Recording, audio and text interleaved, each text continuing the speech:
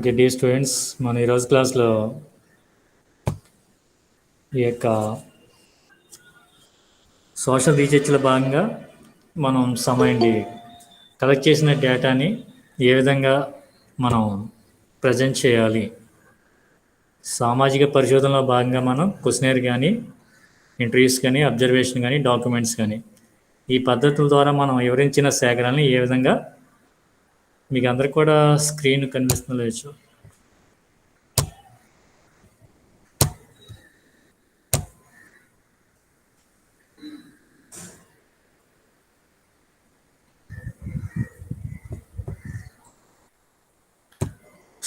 Screen కనిపిస్తుంది కదండి అందరికీ డియర్ స్టూడెంట్స్?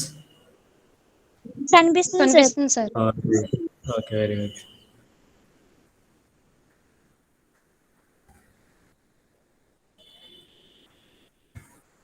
ఓకే, మనం ఈ యొక్క సోషల్ రీసెర్చ్లో భాగంగా మనం డేటాను కలెక్ట్ చేసిన తర్వాత దాన్ని ఏ విధంగా అనాలిసిస్ చేయాలి, ఏ విధంగా దాన్ని మనం ప్రజెంట్ చేయాలి.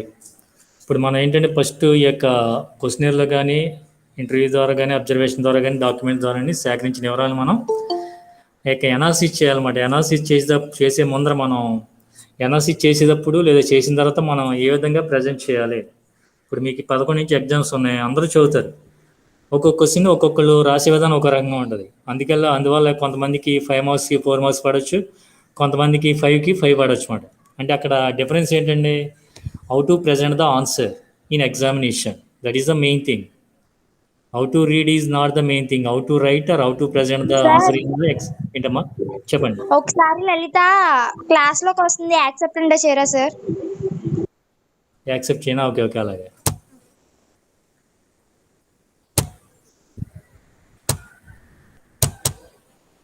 ఓకే అమ్మా.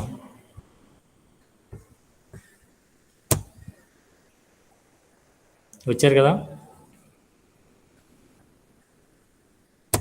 వచ్చింది సార్. Okay okay.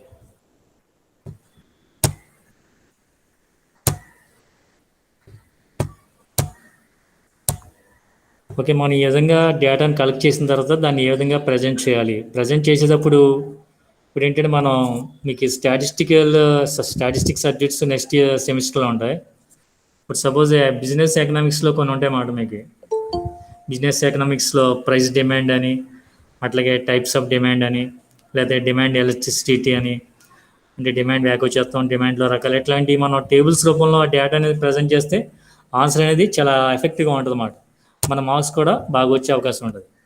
అట్లాగే టేబుల్స్ అండ్ ఫిగర్స్ అంటే యొక్క పట్టికలు, బొమ్మల ద్వారా మన డేటాని ప్రజెంట్ చేయడం ద్వారా ఆ డేటా అనేది చదివే వాళ్ళకి చాలా బాగా అర్థమవుద్ది, వాళ్ళు ఈజీగా ఫాస్ట్గా అర్థం చేసుకునే అవకాశం ఉంటుంది.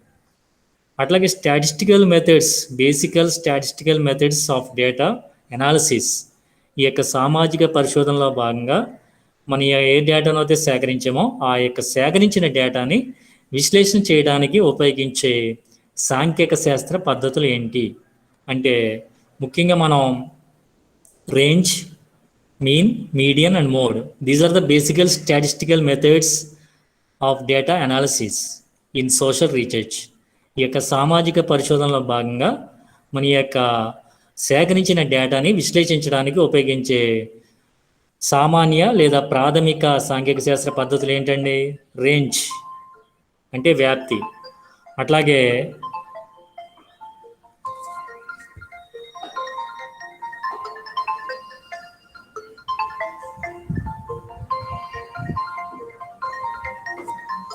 రేంజ్ అంటే వ్యాప్తి అండి.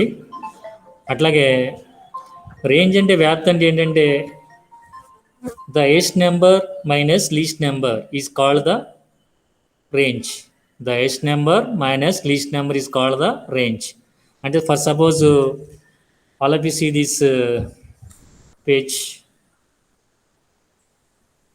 Okay, in this page you have to see 1, 4, 7, 11, 12, 17, 17, 47. In this series, which is the highest number? 47. Okay, in this series, which is the least number? 1. ఇక్కడ ఇచ్చిన సంఖ్యల శ్రేణిలో అతిపెద్ద సంఖ్య లేదా గరిష్ట సంఖ్య 47. ఇచ్చిన సంఖ్యలో కనిష్ట సంఖ్య లేదా అతి చిన్న సంఖ్య 1. సో వ్యాప్తి అన్న రేంజ్ అన్న ఒకటే మాట. ఓకే, రేంజ్ అంటే వ్యాప్తి తెలుగులో. ఓకే, వ్యాప్తి అంటే ఏంటంటే గరిష్ట సంఖ్య మైనస్ కనిష్ట సంఖ్య. అంటే గరిష్ట సంఖ్య ఎంత 47, కనిష్ట సంఖ్య ఎంత 1. 47 minus 1, 47 minus 1 is equal to 46. That is the range answer. Okay, range, mean, median and mode, these are called the measures of central tendency values అంటారన్నమాట. వీటిని ఏమంటారంటే కేంద్రీయ ప్రవృత్తి మానాలు అంటారన్నమాట. ఈ యొక్క వ్యాప్తి, అంకమధ్య అది సగటు లేదా అంకమధ్యపు సగటు లేదా మధ్యగతం బావుళకం. వ్యాప్తి, సగటు, మధ్యగతం, బావుళకం, వీటన్నిటిని కూడా కేంద్రీయ ప్రవృత్తి మానాలని పిలుస్తారన్నమాట. వీటిని మనం సాంఘిక శాస్త్ర పద్ధతుల్లో అదేంటి మీకు నెక్స్ట్ సెమిస్టర్లో స్టాటిస్టిక్స్ అనే ఒక పేపర్ ఉంటుంది అనమాట, దాంట్లో వస్తుంది మీకు. అట్లాగే మనం సామాజిక పరిశోధన చేసిన తర్వాత కలెక్ట్ చేసిన డేటాని ఎనాలిసిస్ చేయడానికి ఉపయోగించే ప్రాథమిక సాంఘిక శాస్త్ర పద్ధతులు కూడా వీటిని చెప్పొచ్చు అన్నమాట. ఇక్కడ మొదటిది ఏంటంటే ద మీన్, అంటే సగటు. దీన్ని మనం ది అర్థమెటిక్ యావరేజ్ అని కూడా చెప్పొచ్చు అన్నమాట. దీన్ని మనం ఏ విధంగా వస్తుంది, ఇది the mean is what most people have in mind when in common parlance they think about the average. ఇక్కడ సగటు మాట, సగటు అంటే ఏంటంటే సపోజు ఇదే నెంబర్ మళ్ళీ చూడండి, 1 4 7 11 12 17 17 47. Here how many numbers are there? 8 numbers are there here. Okay, in this number series how many numbers are there? 8 numbers. ఇక్కడ ఇచ్చిన సంఖ్యల శ్రేణిలో 8 నెంబర్లు ఉన్నాయండి. Okay, how much total of this series లేదా how much sum of this series, ఈ యొక్క total యొక్క ఈ సిరీస్ ఈ యొక్క సంఖ్యల శ్రేణి యొక్క మొత్తం ఎంత? మనం సగటన్నా అంకమధ్యపు సగటన్నా అంకమధ్యం అని ఒకటేనండి. That is called in statistics average. Okay, the mean is what most people have in mind. It is a measure of central tendency based on imagining what would happen if instead of the values in the distribution, if there is one equal distribution of values. ఇక్కడ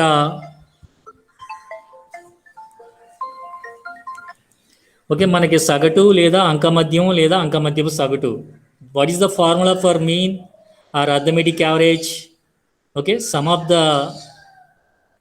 total series by sum of the number of total series. అంటే రాసుల మొత్తం by రాసుల సంఖ్య. సగటు అన్నా అంకమధ్యం అన్నా అంకమధ్యపు సగటు అన్నా ఫార్ములా లేదా సూత్రం ఏంటండి? రాసుల మొత్తము బై రాసుల సంఖ్య. ఇక్కడ ఇచ్చిన రాసులు ఏంటి? 1 4 7 11 12 17 17 47. These are series. ఓకే, వీటిని ఏమంటామంటే మనం రాసులు అంటామన్నమాట. ఈ యొక్క రాసుల మొత్తం ఎంత అండి? కలపండి మీరు. 1 4 కలిపితే ఎంత? 5 5 7 12 12 11 23 23 12 35 35 12 52 52 17 69 69 7 76 76 40 116. Okay, all of C 116. Okay, next రాసుల సంఖ్య. ఇక్కడ రాసుల సంఖ్య అంటే ఇక్కడ ఇచ్చిన నెంబర్లు ఏంటంటే టోటల్ మనం చూస్తే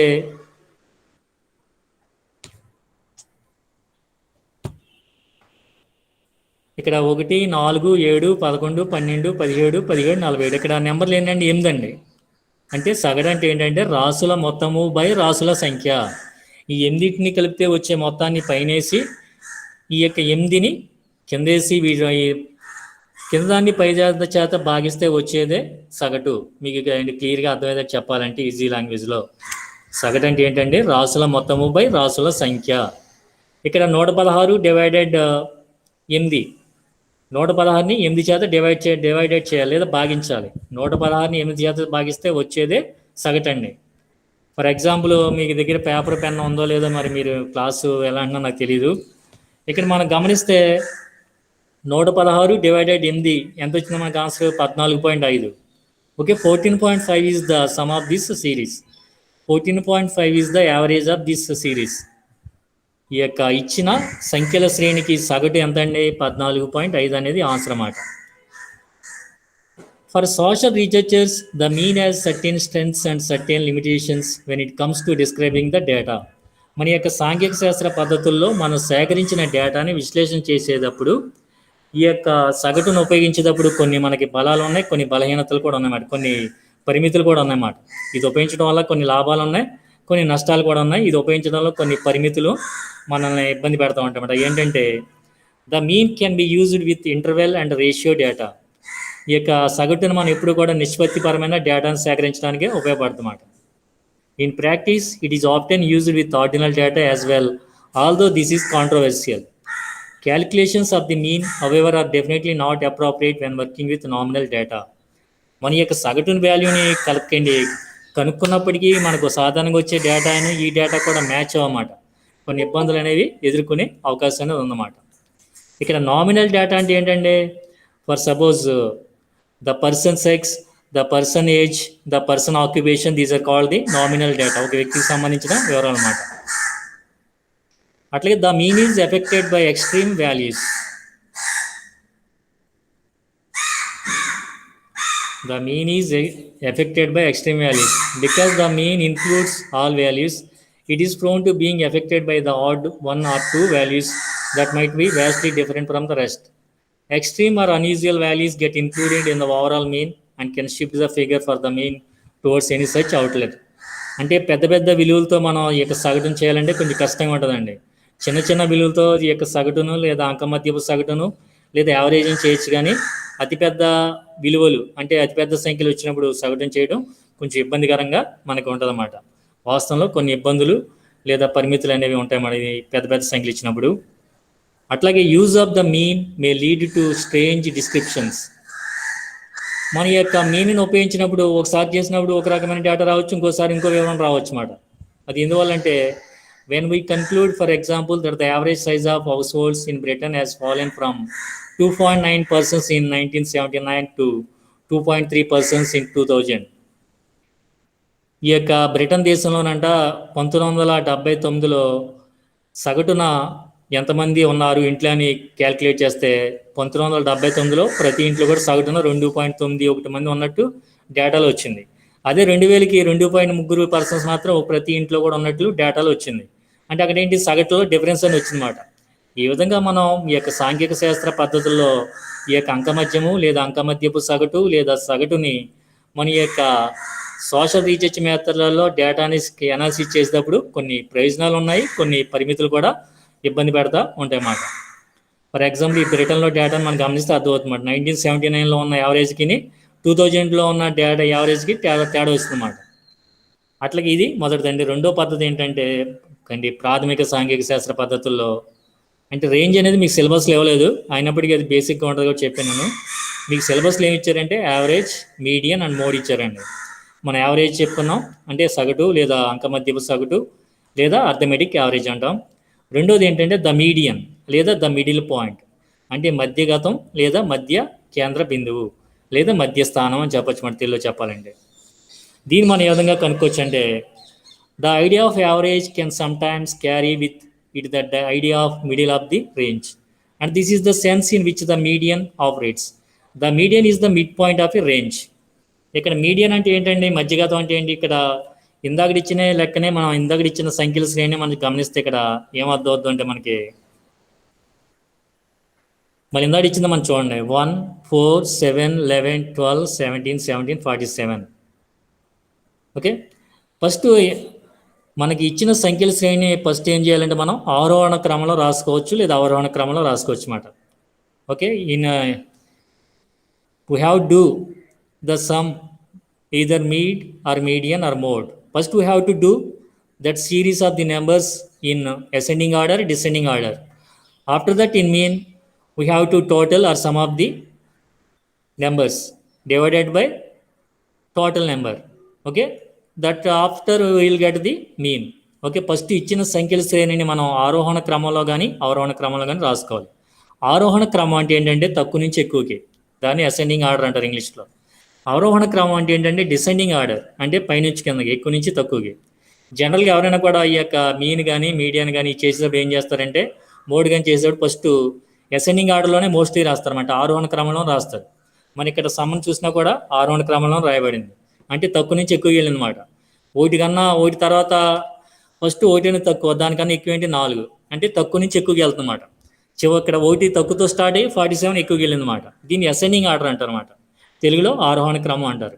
ఫస్ట్ ఏ వర్స్ అంటే ఏ సంఖ్యలు శ్రేణి ఇచ్చారో దాన్ని ఏం చేయాలంటే మనం సగటు చేసినా, మధ్యగతం చేసినా, భావలోకం చేసినా ఫస్ట్ ఇంక ఇచ్చిన సంఖ్యల శ్రేణి మనం వరుస క్రమంలో రాసుకోవాలన్నమాట, అంటే తక్కువ నుంచి ఎక్కువకి. అంటే అసెండింగ్ ఆర్డర్లో రాసుకోండి. రాసిన తర్వాత మనం సగటు చేసేటప్పుడు ఏం చేస్తాం, రాసుల మొత్తం ఇచ్చిన నెంబర్లన్నింటిని కూడా కలిపేస్తాం అన్నమాట. కలిపేసి వచ్చిన మొత్తం బై ఆ ఇచ్చిన నెంబర్లు ఎన్నో దాన్ని వేస్తామన్నమాట. వేసి డివైడ్ చేస్తే సగటు వస్తుంది. అదే మధ్యగతం రావాలంటే మనకి ఇక్కడ ఎన్ని ఉన్నాయండి, 1 2 3 4 5 8 ఉన్నాయి. ఈ యొక్క 8కి మధ్య బిందువే మధ్యగతం వద్దు మాట. అదేంటండి, ఈ యొక్క 8కి మధ్య బిందువే మధ్యగతం వద్ది. ఎలా అవుద్దంటే ఇక్కడ మనం ఒక ఫార్ములా ప్రకారం చేయాలన్నమాట. చేస్తే మనకి 11.5 అనేది ఆన్సర్ కింద వస్తుందండి. అదే ఇక్కడ మధ్య బిందువులు అంటే ఏంటండి, ఇక్కడ ఇదిగోండి 11 12. ఇక్కడ మధ్య బిందువులు అంటే ఏంటండి, ఇక్కడ మొత్తం 8 ఉన్నాయన్నమాట. అందరూ కూడా గమనించండి. 1 2 3 4 5 6 7 8 ఉన్నాయి. 8కి ఇక్కడ 3 తీసేసి మనం ఇటు పక్క 3 తీసేసి ఇటు పక్క 3 తీసేస్తే మిగిలినండి 2. అదవుతుందండి. ఇక్కడ మనకి మధ్యలో మిగిలిన ఏంటి, ఈ యొక్క 11 12 మిగిలిన మాట. ఈ 11 12 మిగిలిన కదా, ఈ 11 12 యొక్క యావరేజే మీడియన్ అవుతుంది అన్నమాట. 11 + 12/2 లేదా 11 + 12/2. అప్పుడు ఎంత అవుతుందండి, 23/2 డివైడ్ మనం చేస్తే ఎంత వస్తుంది, 11.5 వస్తుంది అన్నమాట. దాన్నే మనం మధ్యగతంగా చెప్పొచ్చు అన్నమాట. ఇట్లాగా మనకి 8 కానీ 6 కానీ 10 కానీ 12 కానీ ఇట్లా నెంబర్లు ఇచ్చినప్పుడు, ఇప్పుడు సపోజ్ 10 ఇచ్చారనుకోండి, ఇటు 4 అటు 4 వేస్తాం, మధ్యలో 9, మధ్యలో 2 కూడా మీడియన్ అవుతాయి అన్నమాట. అటు రెండింటిని యావరేజ్ చేస్తే అదే మీడియన్ అవుద్ది. ఇక్కడ ఈ మూడింటిని తీసేయండి, ఇక్కడ మూడింటిని తీసేయండి. ఈ మధ్యలో ఏమున్నాయండి, 11 12 ఉన్నాయి. 11 + 12 ఎంత, 23 బై ఈ 2 కాబట్టి 2 యావరేజ్ చేస్తే 2తో యావరేజ్ చేస్తే మనం 2తో యావరేజ్ చేయాలన్నమాట, 2 నెంబర్లు కాబట్టి. 23/2 ఎంత అవుతుందండి, 11.5 అవుతుంది అన్నమాట. అది యావరేజ్ మనకి. 23/2 11.5 ఎలా అయింది అర్థం కదండి. 11 2 22, ఇంకెంత ఉందో 1 ఉంది. మన పాయింట్ తర్వాత 1 పక్కన 0 వేసుకుంటే 5 2 10 అంటే 11.5. Okay, in the series which is the answer, median 11.5. Okay, అది మధ్యగతం అండి.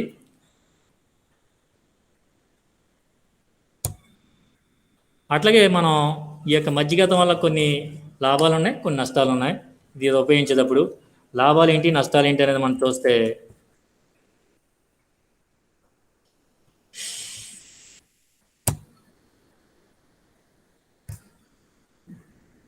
there are some crucial advantages and limitations connected with the use of the median as a measure of central tendency. మన యొక్క కేంద్రీయ ప్రవృత్తి మానాల్లో భాగంగా ఈ యొక్క మధ్యగతాన్ని మనం సామాజిక పరిశోధనలో సేకరించిన వివరాలని విశ్లేషించడానికి ఉపయోగించేటప్పుడు కొన్ని ప్రయోజనాలు ఉన్నాయి, కొన్ని పరిమితులు కూడా ఉన్నాయన్నమాట. అవి ఏంటో చూద్దామండి. It can be used with ordinal data as well as interval and ratio data. దీన్ని మనం ఈ యొక్క సంఖ్యలతో కూడిన డేటాని, అట్లాగే ఈ యొక్క నిష్పత్తితో కూడిన వివరాలను కూడా సేకరించడానికి లేదా విశ్లేషించడానికి ఇది ఉపయోగపడుతుంది. This opens up the scope of uses to many areas which are not suitable for the arithmetic mean. మనం అంకమద్యపు సగటు లేదా సగటుని కొలవడానికి లేదా అది ఉపయోగించి వేటినైతే చేయలేమో అట్లాంటి వాటిని చేయడానికి యొక్క మధ్యగతాన్ని మనం ఉపయోగించవచ్చండి. Because it is an ordinal operation, the median is not affected by extreme values. ఏంటి, సగటు లేక ఇది అత్యధిక వాల్యూస్కి ఇబ్బంది కలగదన్నమాట. అదే మనం సగటు చేసేటప్పుడు మనం it was affected by the extreme values అని చెప్పాం. కానీ మీడియన్ అట్లాగా ఈ యొక్క అతిపెద్ద విలువలకి వల్ల దీనికి ఇబ్బంది మాత్రం కలగదన్నమాట. మనం లెక్క చేసేటప్పుడు చేయొచ్చు మాట analysis. Looking at the values above it should be clear that the value of 47, ఇక్కడ హైయెస్ట్ వాల్యూ ఎంత అండి, 47 అన్నమాట. ఇక్కడ an obvious outlier does not affect the calculation of the median. It does though affect the calculation of the mean. As far as the median is concerned, that value could lie anywhere between 18 and infinitely because. Okay, మనకి ఇక్కడ మధ్యగతం ఏంటో అర్థమైంది కదండి మీకు. మధ్యగతం అంటే suppose ఇక్కడ 8 నెంబర్లు ఇచ్చారు. 8 నెంబర్లు ఇచ్చినప్పుడు ఇటు 3 అటు 3 వదిలేస్తే మధ్యలో ఉన్న ఏంటి అక్కడ మనకి 11 12. ఆ 11 12కి యావరేజ్ చేయాలి. యావరేజ్ చేయాలంటే డివైడెడ్ 2 చేయాలి.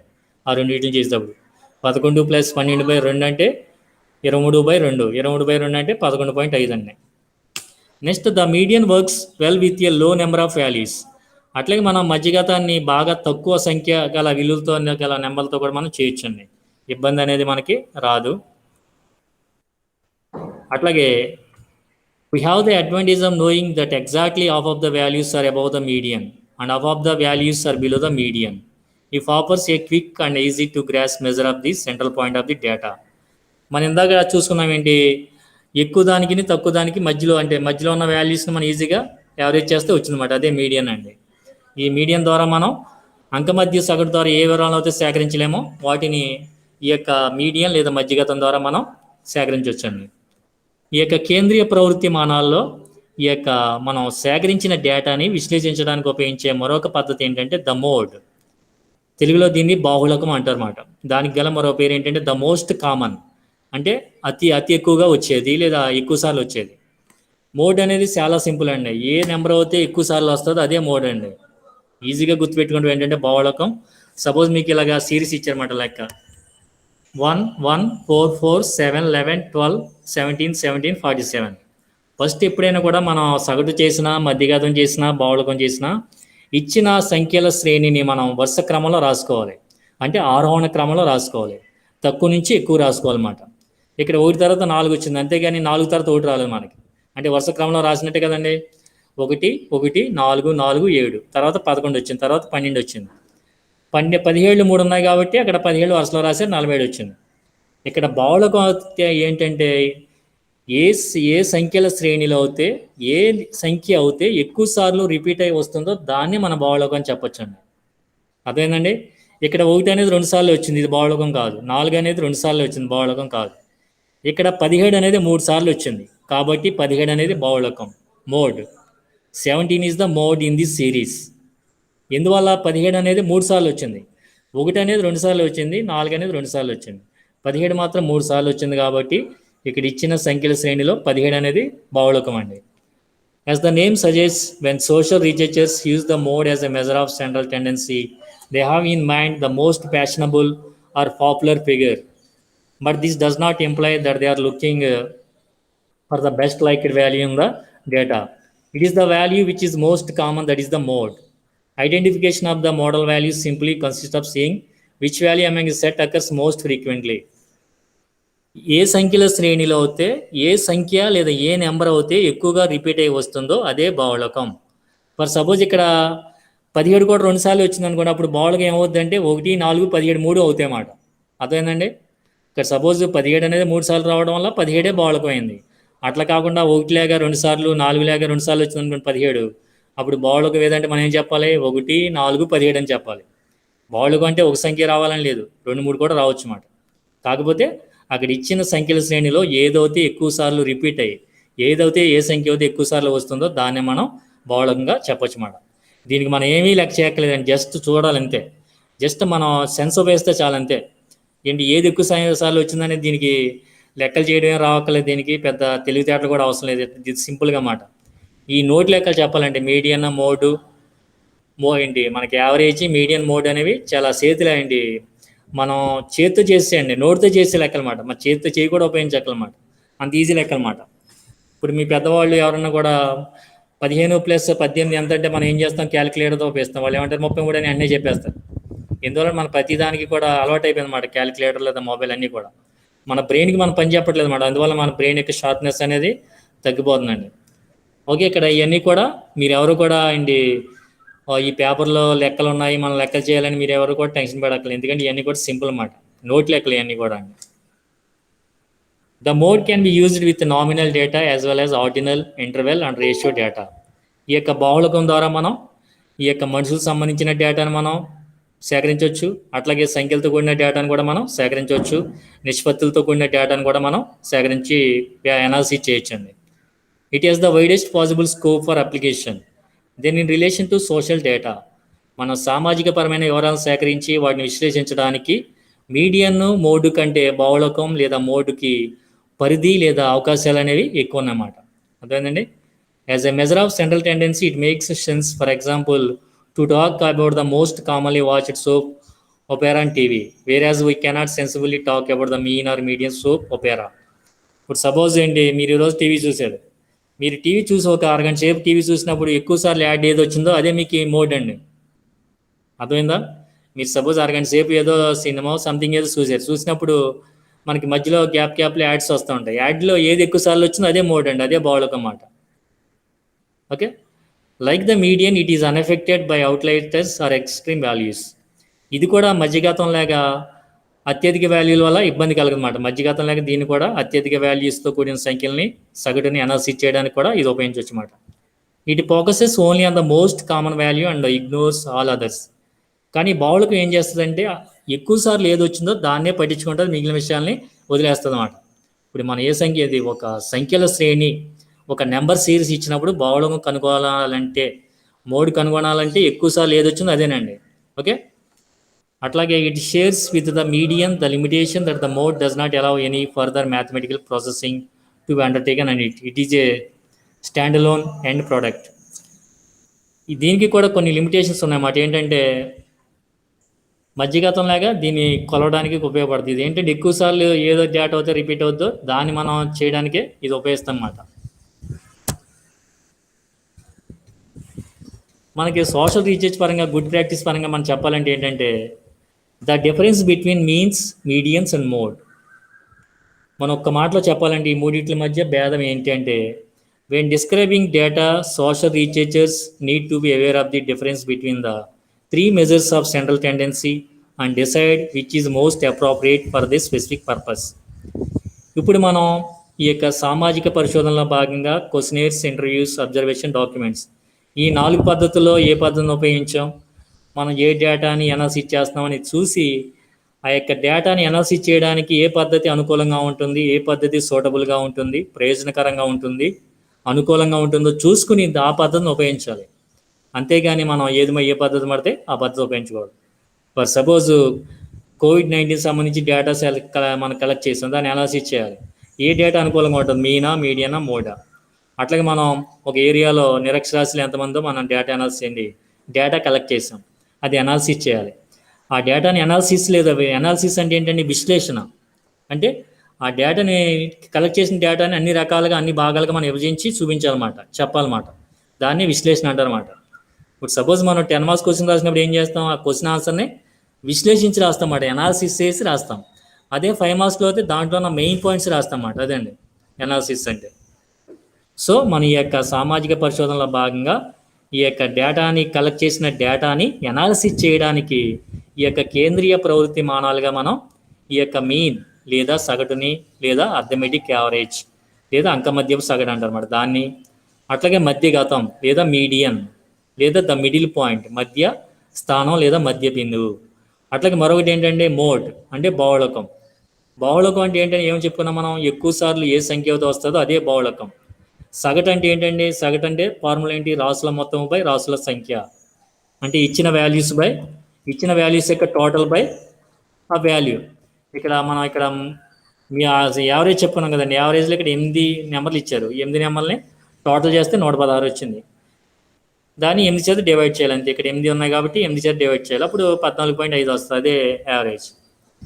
అదే మీడియన్ అంటే ఏంటి, ఇక్కడ 8 ఉన్నాయండి, ఇటు 3 అటు 3 వదిలేస్తే సెంటర్లో ఏమున్నాయి, 11, 12 ఉన్నాయి, అయ్యే మీడియన్. ఆ రెండింటికి యావరేజ్ కడితే మనకి మీడియన్ వస్తుందన్నమాట. 11 + 12 23/2 అంటే 11.5, అదే మీడియన్ అండి. అట్లాగే మోడ్ అంటే ఏంటి, ఇచ్చిన సంఖ్యల శ్రేణి లేదా ఇచ్చిన వరుస సంఖ్యల శ్రేణిలో మనకి ఎక్కువ సార్లు ఏది రిపీట్ అవుద్దో అదే మోడ్. ఇక్కడ 17 అనేది ఎక్కువ సార్లు వచ్చింది కాబట్టి అదే మోడ్ అండి. అదేంటంటే అట్లా కాకుండా ఇక్కడ 17 కూడా 2 సార్లు వస్తే 1, 4, 17 అనేది మోడ్ మాట. ఫర్ ఎగ్జాంపుల్ మీకు ఏంటి 2, 2, 3, 3, 5, 5, 5 మోడ్ ఏదండి, 2, 2, 3, 3, 5, 5, 5 మోడ్ ఏంటండి, బహుళకం. లైన్లో ఉన్నారా ఏమండి? 2, 2, 3, 3, 5, 5 2, 2, 2, 2 3, 3, 3 5, 5, 5, 5 బహుళకం ఏంటమ్మా, ఎక్కువ సార్లు వచ్చింది ఏంటి అక్కడ, అది 3, 5 సార్ కాదు కదంటే ఒకసారి వినండి మళ్ళీ. 2, 2 3, 3, 3 5, 5, 5, 5 బహుళకం ఏంటండి 5. Very good 5. ఎందుకని 2 అవుతే 2 సార్లు వచ్చింది, 3 అవుతే 3 సార్లు వచ్చింది, 5 అయితే 4 సార్లు వచ్చింది. సో 5 అనేది మిగిలిన వాటికంటే ఎక్కువ సార్లు వచ్చింది కాబట్టి, ఎక్కువ సార్లు రిపీట్ అయింది కాబట్టి 5 అనేది బహుళకం అండి. అంతే, సింపుల్ అండి. ఇక్కడ దీన్ని బట్టి మనం చెప్పాం అంతే, అది పెద్ద లెక్కేం కాదు అది. సో దీన్ని బట్టి మీకు అర్థమైంది కదా, ఈ యొక్క సెంట్రల్ టెండెన్సీ వాల్యూస్ మీన్ కానీ, మీడియన్ కానీ, మోడ్ కానీ చాలా సింపుల్గా మనం చేయొచ్చు. ఎగ్జాంపుల్ ఇస్తే ఎట్లాంటివి మీకు ఈజీ అన్నమాట. అదే క్వశ్చన్ ఆన్సర్ రాసేటప్పుడు అనుకోండి ఏదైనా పాయింట్ మర్చిపోయారు అనుకోండి, మీకు మార్కులు తగ్గుతాయి. ఎట్లాంటి లెక్కలు అనుకోండి, జస్ట్ మీరు ఏం చేస్తారంటే ఇచ్చిన సంఖ్యలని వరుస క్రమంలో రాస్తారు, రాసి దాన్ని ఒక 2-3 స్టెప్లు ఎక్స్ట్రా చేశారనుకోండి మార్క్స్ ఎక్కువ పడతాయి. మెయిన్ ఆన్సర్ రావాలన్నమాట ఈ యొక్క వీటిలో. అంటే ఇక్కడ 17 అని వేస్తారన్నమాట అంతే. మీడియన్ అయితే సెంటర్ పాయింట్, అది యావరేజ్ అయితే రాసుల మొత్తం బై రాసుల సంఖ్య. ఓకే, కాకపోతే మన టోటల్ చేసేటప్పుడు కొంచెం జాగ్రత్తగా చూసుకోవాలంతే, కష్టమేం కాదు, నీకు చాలా సింపుల్ ఇవి.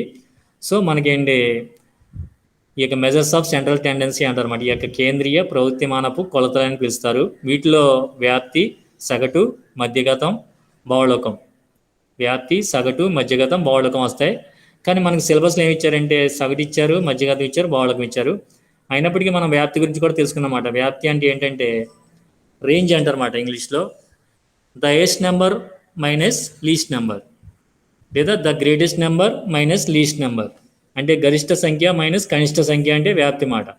47 మైనస్ 1 46, అదే వ్యాప్తి అండి. అంటే ఇచ్చిన సంఖ్యల శ్రేణిలో పెద్దదేదో చూసుకోవాలి ఫస్ట్, దానిలోంచి చిన్నదేదో చూసుకుని తీసేస్తే వచ్చిందే అది వ్యాప్తి మాట. మనకి సిలబస్లో లేదు, ఇన్ కేసు ఇస్తే మీకు ఇబ్బంది కలదు కాబట్టి చెప్పానండి. సో వీటిని మనం కేంద్రీయ ప్రవృత్తిమాన కొలతలు కింద చెప్పొచ్చు.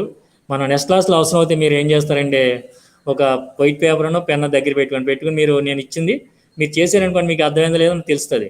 ఇప్పుడు మీరు బహుళకం అంటే ఏంటో చెప్పారు కాబట్టి నాకు మీకు అర్థమైందని నాకు తెలుస్తుంది, లేదా తెలియదు కదా. అట్లాగే మనం యావరేజ్ మీడియన్ మీద కూడా మనం ఒక 2-3 సమ్స్ నెక్స్ట్ క్లాస్లో చూద్దాం. మీరు నెక్స్ట్ క్లాస్కి వచ్చినప్పుడు ఏం చేస్తారంటే ఒక 2 వైట్ పేపర్ల దగ్గర పెట్టుకోండి, ఒక పెన్న దగ్గర పెట్టుకోండి. ఓకే, వెంటనే స్పాంటేనియస్గా వెంటనే ఇమీడియట్గా రెస్పాన్స్ అయితే చూడండి. మీకు అర్థం కాకపోతే మళ్ళీ మనం ఇంకోసారి చెప్పుకుందాం వీటి గురించి. ఓకేనండి, మన ఈరోజు క్లాస్లో ఏంటంటే కేంద్రీయ ప్రవృత్తిమానపు కొలతలు అంటే median, mode, average, median, mode వాటి గురించి మనం తెలుసుకున్నామండి. ఓకే, ఇప్పుడు చెప్పిన దాంట్లో ఎవరికైనా డౌట్స్ ఉన్నాయండి? ఏమో బేకమ్ జనరల్ ఆర్ వొకేషనల్ ఎవరికైనా డౌట్స్ ఉంటే అడగచ్చు. చాలా ఎక్కువ మంది వచ్చారు కదా.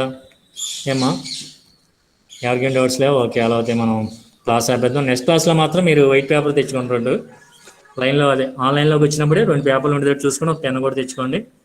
నేను చెప్పి మీరు చేయండి. డౌట్స్ ఏమైనా ఉంటే అడిగారు అనుకోండి, అప్పుడే మనం క్లారిఫై చేసుకోవచ్చు.